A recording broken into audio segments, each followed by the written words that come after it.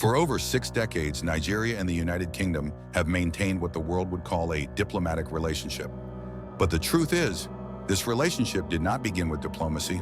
It began with trade, then treaties, and then control.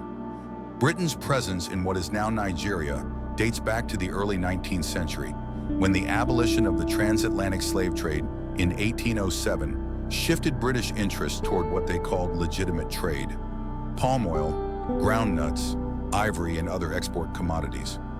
The Niger Delta quickly became central to British commercial ambition. Trading companies arrived, and soon commerce turned into governance.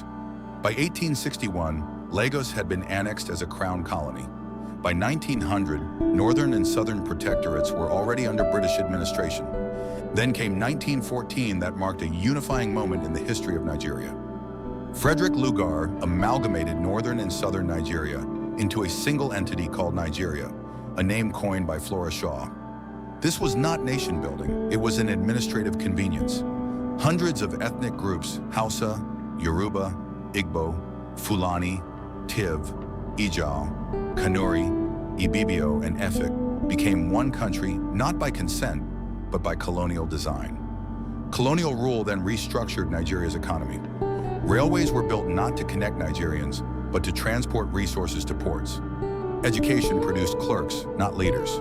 Governance functioned through indirect rule. Traditional rulers operating under British authority. Yet ironically, colonial education also produced Nigeria's independence leaders, figures like Obafemi Awolowo, Nnamdi Azikiwe, Ahmadu Bello, and Abubakar Tafawa Balewa. By October 1st, 1960, Nigeria gained independence. But independence did not sever the ties.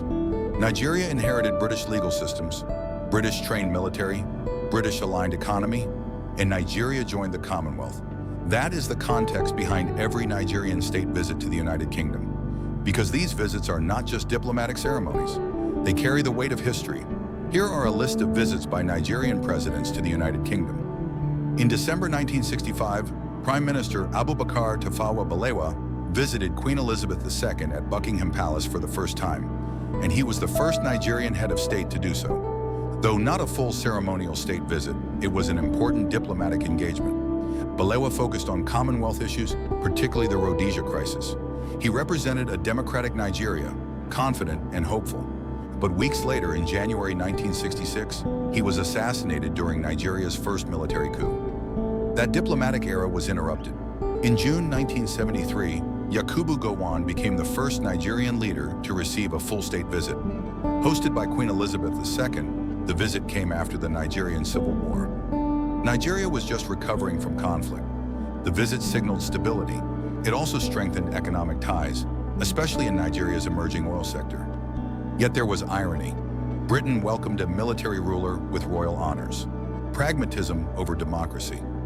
In March 1981, Shehu Shagari visited the UK. This marked the first visit by a democratically elected Nigerian president. Nigeria was enjoying oil wealth and a robust economy. The visit symbolized optimism. Nigerians in London celebrated. But 2 years later, in 1983, Shagari was overthrown by a military coup. Again, diplomacy was interrupted. In May 1989, Ibrahim Babangida visited the UK while Nigeria was under military rule. The focus was economic reform and investment. Babangida was implementing structural adjustment program reforms.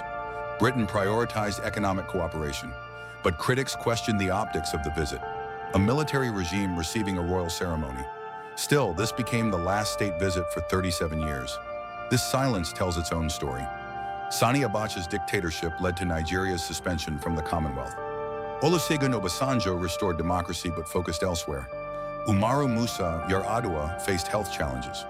Goodluck Jonathan maintained relations, but no state visit occurred. Muhammadu Buhari visited the UK repeatedly, but mostly for medical reasons. For nearly 4 decades, no full state visit happened. Then in March 2026, Bola Ahmed Tinubu visited the UK, hosted by King Charles III, with the meetings included Keir Starmer.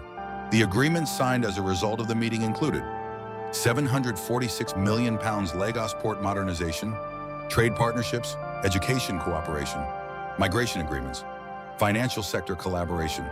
The visit marked Nigeria's diplomatic return, but it also marked the Tinubu paradox.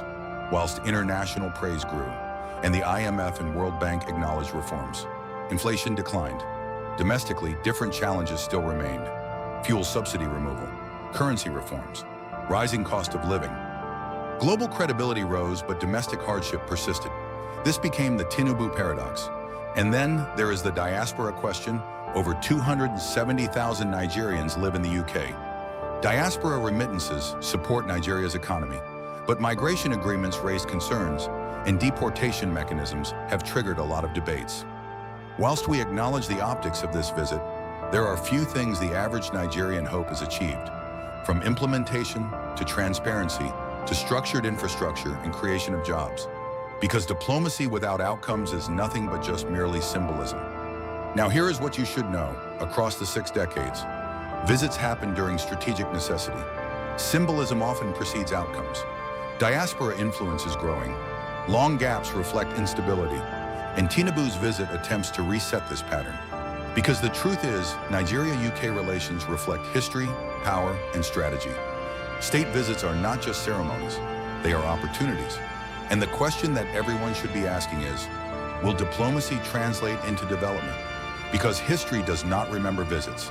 History remembers results.